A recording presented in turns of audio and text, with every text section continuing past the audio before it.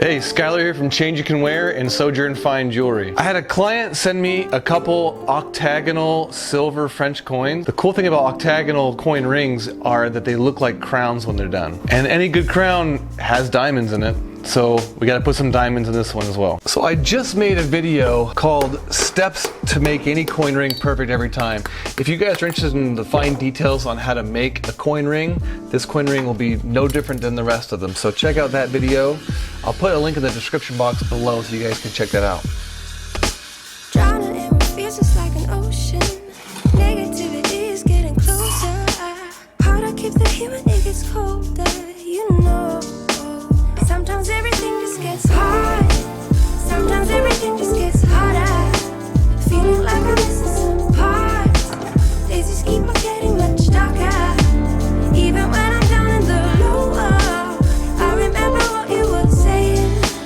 Sometimes all you need is a spark. Maybe just a better kind of bitter. Lose gravity, I'm swimming in the quicksand. To my knees, keep losing sleep. I'm addict to at midnight, so hard to please. Drowning in what feels just like an ocean. Negativity. The one unique thing about this coin ring is the points on it. So I need to take a sanding drum and sand those points back to get a nice smooth finish on the inside. And once I was done with that, I went behind with a white wheel and a gray wheel to really polish it out nice. And now it's time for setting stones. So the first step is licking the stones and sticking them onto our piece right where we want them so we can do a nice layout.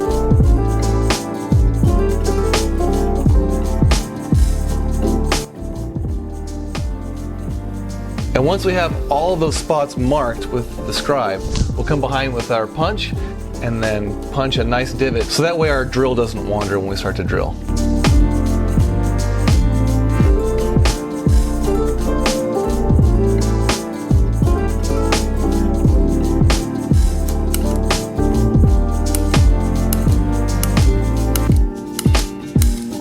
And with this coin ring, it's really important that I don't drill all the way through the coin, so I'm really careful to drill just deep enough for what we need to do, but not so deep that it goes through the bottom of the coin ring. And then we'll take a ball burr and open that hole up.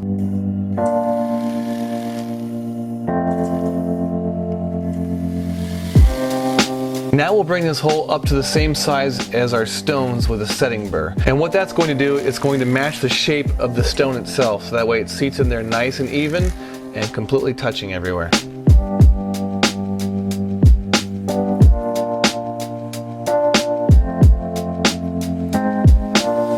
Now what we're going to be doing is taking our burnishing tool and then rolling some of this metal over the top of the stone. And what the burnishing tool is made out of, it's actually a dead burr that we already used up, and then we just ground it to a point like that, and then polished it, and then put it in a tool holder. And once all the stones are set, we're going to throw it in some jeweler's pickle, and what this is going to do is clean the coin ring, make sure we're ready for the next step, which will be liver of sulfur. So the liver of sulfur antiques our coin ring. It's basically a controlled oxidation.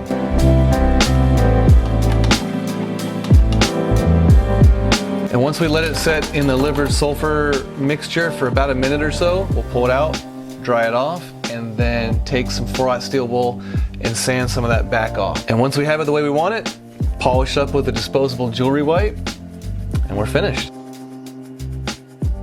All right guys, I hope you enjoyed this one.